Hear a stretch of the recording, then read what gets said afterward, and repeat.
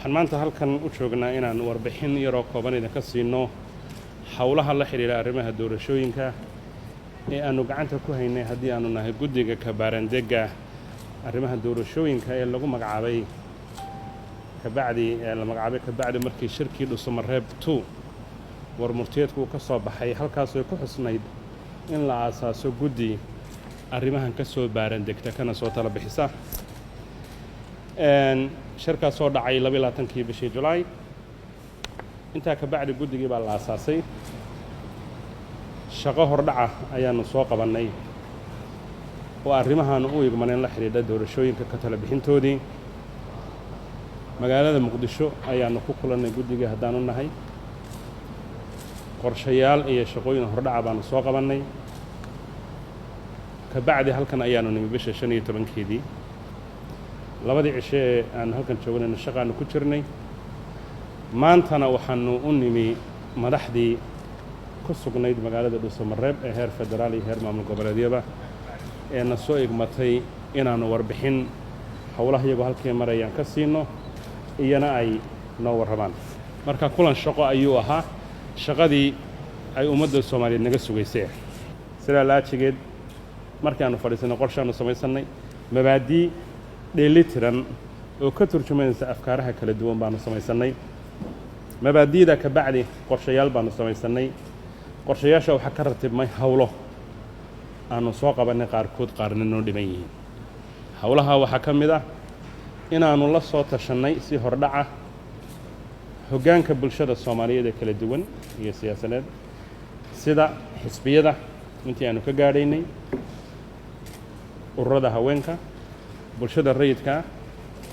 guddiga madaxa bannaan ee doorashooyinka qaranka oo arrimahan in muddo ah ka soo shaqeynaysa ka soo baarandegaysa aanu soo warsanay kulamadaas waxay kulamo wada tashi oo aanu dadka arrimahan danaynaya waxna ka og ka soo ururinayna afkaaraha kala duwan ee ka jira gayiga Soomaaliyeed markay noqoto xagga doorashooyinka maantana waa mahad Ilaahay waxaynu joognaa magaalada Dhuusamareeb oo kulankii lagu ballamay ee hore lagu ballamay ee ahaa inuu bilaabo bisha 15keeda ayaa loo fadhiyaa halkan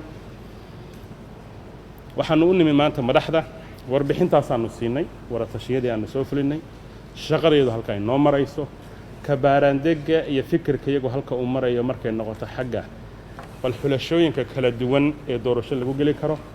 dabcan waxaad ogtihiin dalkan inuu duruufo kala duwan soo maray markay xagga doorashooyinka noqoto xiliyada qaar waxaa jiri jirtay qofka xildhibaan noqonaya ama doorasho gelaya uu hogaamiye kooxeed magacaabi jiray xiliyada qaar oday dhaqameed kaliya magacaabi jiray qori isu dhiibka ee maalinba wax laga soo gudbayay bay dadka Soomaaliyeed soo mareen maantana tala ayaa taalamiiska taladaasina madax bay leedahay arrinta go'aan ka gaadhaysa iyo annagoo farsamo ahaan u yigman hawshan inaanu soo xalino waliba anigu arrimahan hore anigu soo shaqeeyay 16kii baan ka soo shaqeeyay wax badan ayaanu markaa ka fahansanahay arrimaha kala duwan ee loo baahan yahay in la isu miisaamo marka 2016 iyo 2020 sanada intaasoo sanadood baa u dhaxeeya waxa kale oo u dhaxaysa hayaan la doonayo Soomaalidu inay gasho oo ka guurto wixii hore oo meel kale u guurto meeshaas oo mabaadiida guud ee hagaysa ay sheegayaan inay noqoto in dadka Soomaaliyeed ay fursad u helaan inay u codeeyaan qofkii matay lahaa siyaasiyan dadka iyo deegaanaduba inay kordhaan oo kobcaan waa sida dastuurku uu xusayo himilada la hiigsanayna waa taa waxa taa barbar taala duruufo ku geedaaman dalkeena iyo xaalada ka jira amni darro jirta iyo amuuro fara badan oo loo baahan yahay in la tixgeliyo marka annaga shaqadaydu waxa weeye inaanu isu miisaanno